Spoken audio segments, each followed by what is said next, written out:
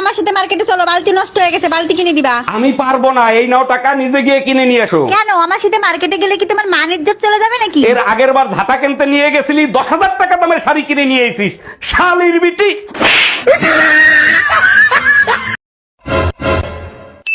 এই তুমি বাসনগুলো কখন মাজবে? তুমি কি ভেবেছো তোমার কথা মতো বাসন মাজবো? এইবারে তোকে খাবো। আগে আমি ঝাড় দেবো, তারপরে বাসন মাজবো।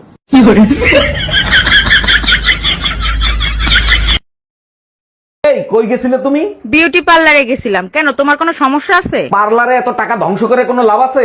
আর এত দেরি হলো কেন? পার্লার থেকে আসার সময় একটা ইন্স্যুরেন্স করে আসছি। এইটা ভালো কাজ করছো, তুমি মরলে কিছু টাকা পাওয়া যাবে। আমার না, তোমার ইন্স্যুরেন্স করছি। অতিষ্ঠ হয়ে গেছি সংসারে গানি টানতে টানতে। এক কাপ চা খাওয়াবা? 1 মিনিট দাঁড়াও, দিচ্ছি। আচ্ছা, বিলিন্ডার থাকতে তুমি আদা পুতো দিয়েছো কেন? তা দিয়ে শেষলে সব কষ্টই দূর হয়ে যায়। ও আচ্ছা।